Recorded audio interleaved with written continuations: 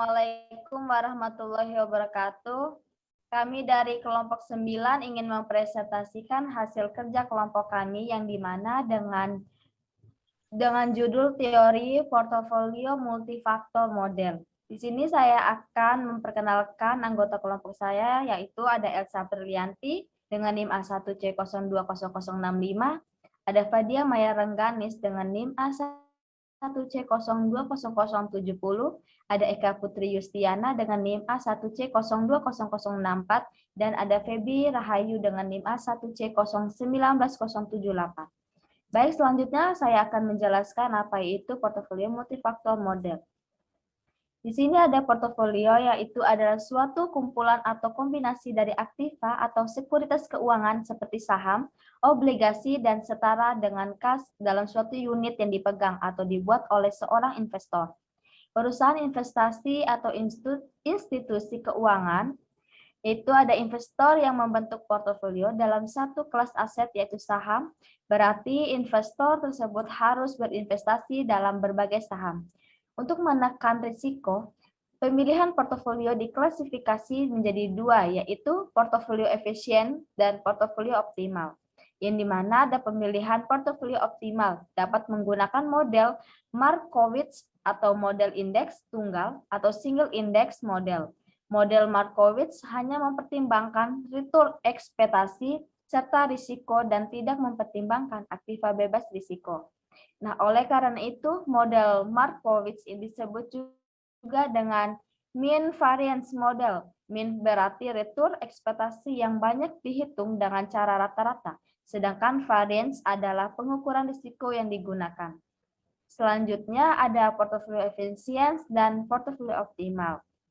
Untuk portofolio efisien hanya memiliki satu faktor yang baik, yaitu expected return saja atau risiko portofolio saja, sehingga belum menggunakan keduanya. Portofolio optimal dipilih dari anggota portofolio efisien. Nah, oleh karena itu, portofolio efisien belum tentu merupakan portofolio optimal, sedangkan portofolio optimal sudah pasti merupakan portofolio efisien. Untuk portofolio optimal adalah portofolio yang memberikan hasil kombinasi return tertinggi dengan risiko terendah. Untuk membentuk portofolio optimal dapat dilakukan dengan cara Markowitz dengan aktiva bebas risiko atau dengan model indeks tunggal atau single index model. Selanjutnya saya akan serahkan kepada anggota saya untuk menjelaskan materi selanjutnya.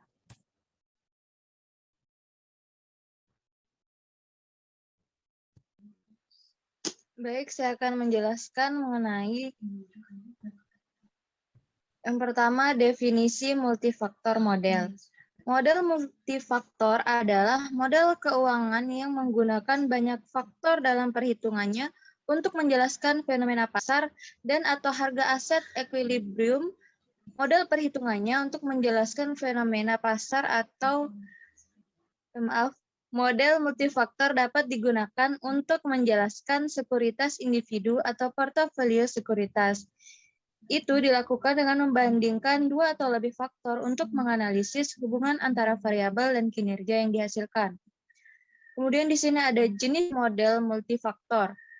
Model multifaktor dapat dibagi menjadi 3 kategori, yaitu model makroekonomi, model fundamental, dan model statistik. Model ekonomi makro membandingkan pengembalian sekuritas dengan faktor-faktor seperti pekerjaan, inflasi, dan bunga. Model fundamental, yaitu model fundamental menganalisis hubungan antara pengembalian sekuritas dan keuangan yang mendasarinya seperti pendapatan, kapitalisasi pasar, dan tingkat hutang. Kemudian model statistik, yaitu model statistik digunakan untuk membandingkan pengembalian sekuritas yang berbeda berdasarkan kinerja statistik masing-masing sekuritas itu sendiri. Seringkali data historis digunakan dalam jenis pemodelan ini. Next.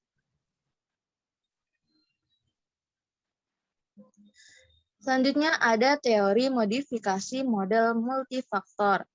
Teori modifikasi model multifaktor dengan notasi PRL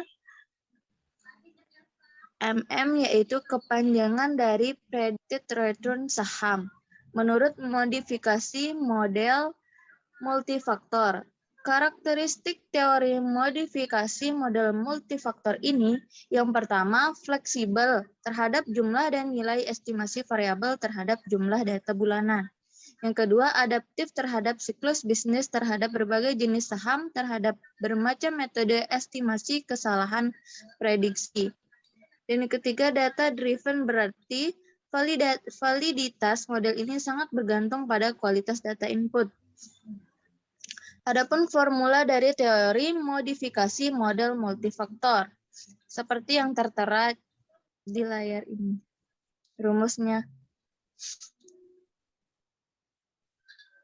Jika EP dan GT sama dengan 0, EP sama dengan percentage error atau mean percentage error, MPE masa lalu dalil apabila PRIMM T plus 1 dan GT T plus 1 dan GT sama dengan 0, keputusan adalah beli apabila P dalam kurung RI MM R plus 1 dan LT sama dengan 0, keputusan adalah jual. Apabila P RI MM T plus 1 sama dengan 0, keputusan adalah tahan. Kesimpulan, teori modifikasi model multifaktor dapat digunakan untuk memprediksi return saham bulanan lebih akurat dan untuk pengambilan keputusan jual beli saham. Selanjutnya akan dijelaskan oleh teman saya.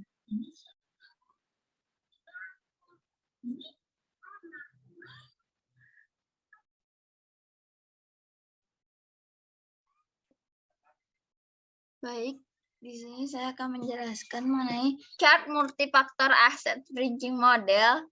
Chart multifaktor asset bridging model memperluas modal FAMA dengan menambahkan faktor keempat yang mempertimbangkan anomali momentum. FAMA Empress menunjukkan bahwa modal 3 faktor dapat menjelaskan sebagian besar anomali termasuk pengaruh ukuran perusahaan dan rasio nilai buku terhadap nilai pasar, atau bisa disebut dengan book to market. Model tersebut tidak dapat menghitung pengaruh momentum chart. Memperkenalkan model 4 faktor yang memasukkan model 3 faktor FAMA dan Friends ditambahkan faktor momentum, mencatat bahwa model 4 faktor dapat menjelaskan variasi return portofolio berdasarkan return masa lalu dan konsisten dengan model pasar equilibrium. Dengan 4 faktor risiko, modal chart mempertimbangkan faktor risiko FAMA dan Friends, yaitu risiko pasar, frame size, book to market ratio, dan menambahkan faktor momentum WML atau bisa disebut juga UMD, PRIYR, Prio One of Moment. Modal chart 4 faktor adalah sebagian berikut.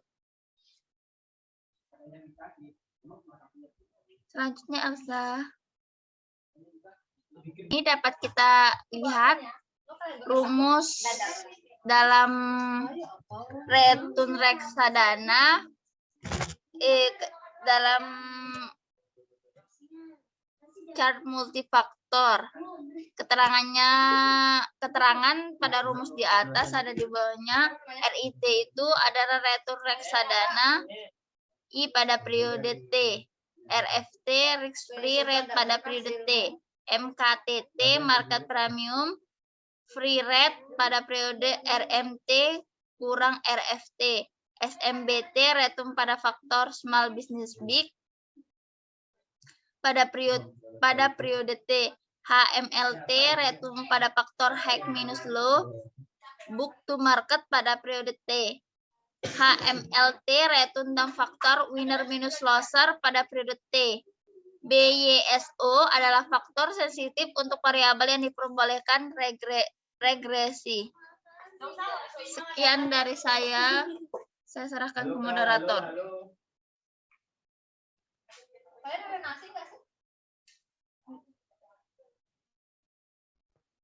Oke, itu saja presentasi dari kami. Lebih dan kurangnya kami mohon maaf. Wabillahi taufiq wal hidayah. Wassalamualaikum warahmatullahi wabarakatuh.